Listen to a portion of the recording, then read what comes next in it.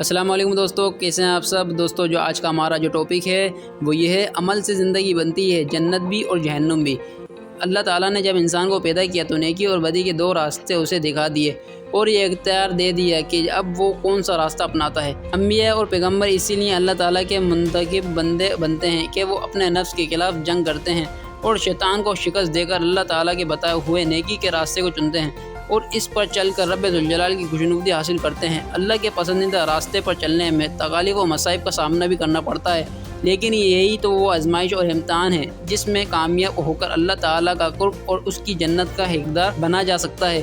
दरअसल इंसान का अमल उसे नेक और बद बनाता है। हम चाहे ज़बान से बहुत बड़े बड़े दावे करते हों और जगह जगह अपनी पारसाई के किस्से सुनाते हों, लेकिन जो चीज़ क़यामत के दिन मीज़ान के दाएं पल्ले की ओर झुकाएगी वो हमारे अमल हैं। और अमल भी ऐसे जो दिखावे और लुत्फ़ की आलूदगी से पाक यानी खालिसन नेक नियति से किए गए अमल, ऐसे अमल जो मुस्बत हों और अल्लाह ताला के हुक्म के मुताबिक हों। शर्फ कबूलियत इसी वक्त हासिल कर सकते हैं जब नियत अल्लाह की खुशनुदी हासिल करना हो, ना कि दुनिया वालों की नज़र में मुआज़िज़ और दूसरों से बेहतर नज़र आना। हम दानिस्ता और गैर दानिस्ता अपने नेक अमाल में दिखावे की मिलावट करके अपने अमाल को ज़ाया कर देते हैं, हालांकि अल्लाह का वाज़ह हुक्म है हमारे सामने है कि अमल का दारोमदार नियत पर है, जो कि हदीस से साबित है।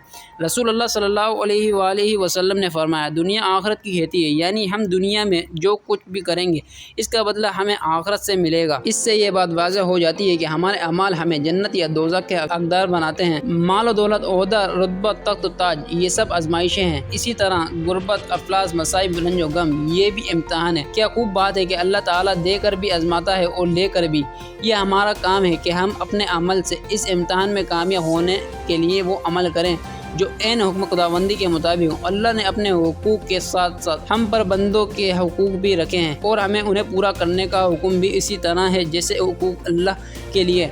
बल्कि ये कहा जाए तो बेजाना होगा कि हुकूक इबाद के लिए ज़्यादा ताकीद की गई है। आज हम देखते हैं कि कुछ लोग नमाज पंजगाना बड़ी बाकायदगी से अदा करते हैं, एक से ज़ायद हज उम्रा अदा करते हैं, रोज़े और ज़कात का भी खुसूसी इत्माम करते हैं, लेकिन अपने पड़ोसी की तकलीफ़ का बाइस बनते हैं, यतीम को झड़कते हैं, इसी की हक तलफी करते हैं, बुजुर्गों खुसूसन वालिदैन और असातिज़ा के साथ सख्त रवैया इख्तियार करते हैं और फिर भी उन्हें ये यकीन कामिल होता है कि वो सीधे जन्नत में जाएंगे क्योंकि 5 वक्त नमाज पढ़ते हैं, लेकिन वो अपने इन अमाल पर नज़र नहीं डालते जो अल्लाह ताला को नापसंद है और जिसके लिए इस ज़ात पाक ने फरमाया कि बंदों के हुकूक में माफ़ नहीं करूँगा जब तक वो बंदा खुद ना माफ़ कर दे जिसकी हक तलफी हुई है। यही तो इस्लाम की असल रूह है कि हर अमल का दूसरे अमल से ऐसा ताल्लुक़ है कि अगर बतरी का एहसान अंजाम दिए जाएँ तो पूरा सिलसिला जन्नत तक पहुँचा देता है, वरना एक गलत अमल अच्छे अमल की राह में रुकावट हो जाता है। अमाल की दोस्ती दरअसल जन्नत और जहन्नुम की राह मुतय्यन करती है। अलगर्ज़ ये बात मुस्लिमा है कि हम आखिरत में जन्नत और जहन्नुम अपने साथ अपने अमाल की सूरत में लेकर जाते हैं।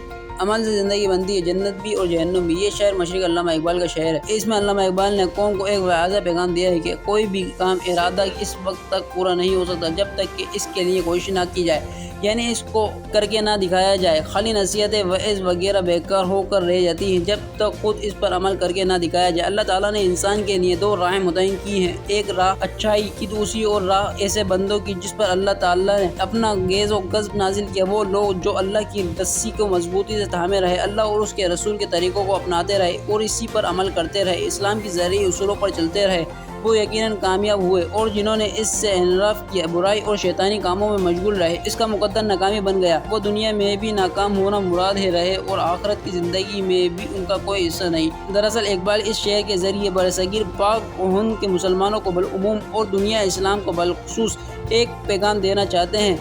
वो पैगाम है अमल का तजुर्बाती तौर पर इस काम को करने का।